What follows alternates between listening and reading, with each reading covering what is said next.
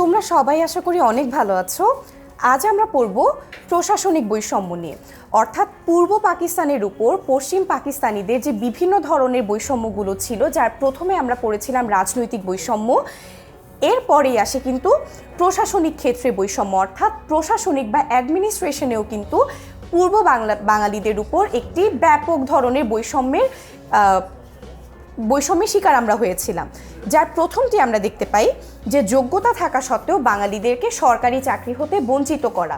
আচ্ছা, সরকারি চাকরির যেই ব্যাপারটা, এই সরকারি চাকরি আবার এই নবীন একটি রাষ্ট্র ছিল কিন্তু তখন পাকিস্তান। সরকারি চাকরির প্রতি কিন্তু এই যে পূর্ব বাঙালি কিংবা পশ্চিম পাকিস্তানিদের, তাদের সবারই একটি আকাঙ্ক্ষা ছিল যে সরকারি চাকরি করবে।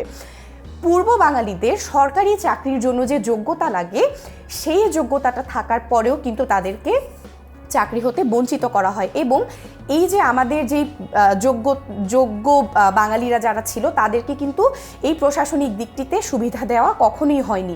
এবং এই যে তারা যে আমাদেরকে বাধা দিল বা হচ্ছে গিয়ে তারা যে আমাদেরকে বৈষম্যের একটি স্বীকার করলো, এটি কিন্তু আমাদের মৌলিক অধিকারের লঙ্ঘন বলা যায়। এবং এই যে আমাদের মৌলিক অধিকারটা যে লঙ্ঘিত হয়ে গেল, এটি কিন্তু আমাদের বাঙালিদেরকে অনেক বেশি ক্ষুব্ধ করেছিল গেল।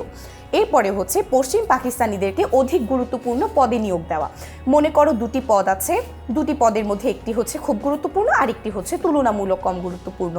যদি সেখানে অপশন থাকে যে একজন পূর্ব বাঙালি নিতে হবে এবং আরেকজন পশ্চিম পাকিস্তানিকে নিতে হবে, সেই জায়গায় আমাদের বাঙালিদের যদি যোগ্যতাও থাকতো, তাকে কিন্তু অধিক গুরুত্বপূর্ণ স্থানটিতে অধিষ্ঠিত করা হতো না, কারণ তারা কোনোভাবেই কিন্তু চায়নি যে এই প্রশাসনিক দিকের কোনো নিয়ন্ত্রণ পূর্ব বাঙালিদের হাতে চলে যাক। এই কারণে যোগ্যতা না থাকলেও অনেক সময় পশ্চিম পাকিস্তানিদেরকে গুরুত্বপূর্ণ পদগুলোতে নিয়োগ দেওয়া হতো। এরপরে হচ্ছে সরকারি চাকরির বেশিরভাগ পদে পশ্চিম পাকিস্তানিদের নিয়োগ, অর্থাৎ যখন আমি গুনতে যাচ্ছি পূর্ব বাঙালিদেরকে তো আমাকে নিতেই হবে, কারণ ওদেরকে তো একদম যদি আমি বাদ দিয়ে দিই তাহলে তো আমার দেশ চালানোই সম্ভব না। সেই ক্ষেত্রে ওদেরকে যে আমি নামে মাত্র নিচ্ছি, এই গুরুত্বপূর্ণ পদগুলো ছাড়াও অধিকাংশ পদে কিন্তু আমি নিচ্ছি হচ্ছে পশ্চিম পাকিস্তানিদেরকে, এবং এইখানেও কিন্তু পূর্ব বাঙালিরা বৈষম্যের শিকার হয়ে গেল। এরপরে আসলো গুরুত্বপূর্ণ পদ, যেমন প্রতিরক্ষা এবং পররাষ্ট্র। প্রতিরক্ষা এবং পররাষ্ট্র এটি কিন্তু একটি দেশের জন্য অনেক গুরুত্বপূর্ণ দুটি বিষয়।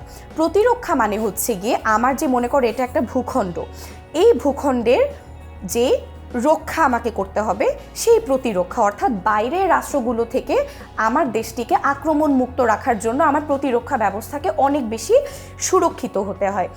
এই প্রতিরক্ষার ক্ষেত্রে কিন্তু পূর্ব বাঙালিদেরকে একদমই কি করা হতো না, নিয়োগ দেওয়া হতো না। এবং পররাষ্ট্র, অর্থাৎ একটি দেশের সাথে আরেকটি দেশের যে কূটনৈতিক সম্পর্ক বা পররাষ্ট্রনীতি, এই বিষয়গুলোতেও কিন্তু পূর্ব পাকিস্তানিদেরকে নেওয়া হতো না।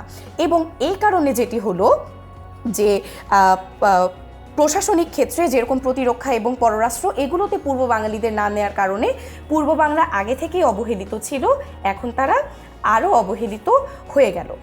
এরপরে আসলো হচ্ছে পাকিস্তানের প্রথম শ্রেণীর পদে মাত্র 23 জন বাঙালি ছিলেন, অর্থাৎ এই যে যখন আমার ফার্স্ট ক্লাস গ্যাজেটের যারা অফিসার থাকে, এই অফিসারদের মধ্যে মাত্র 23 জন ছিলেন বাঙালি, কিন্তু সেই পদগুলোতে যাওয়ার মতো কিন্তু এর চেয়ে অনেক বেশি যোগ্যতা সম্পন্ন অফিসার কিংবা কর্মকর্তা আমাদের পূর্ব বাংলাতে ছিল, কিন্তু শুধুমাত্র এই প্রশাসনিক বৈষম্যের জোরে তাদেরকে কিন্তু নিয়োগ দেওয়া হলো না। এই প্রশাসনিক বৈষম্যটিও কিন্তু আমাদের দেশের জনগণের মধ্যে মারাত্মকভাবে দাগ কেটেছিল।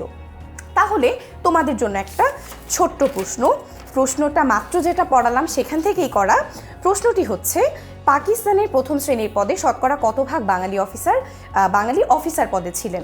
তোমরা সবাই আমাকে প্রশ্নটির উত্তর কমেন্ট করে জানিয়ে দিবে, এবং আশা করি তোমরা প্রশাসনিক বৈষম্যগুলো খুব ভালো মতো বুঝতে পেরেছো।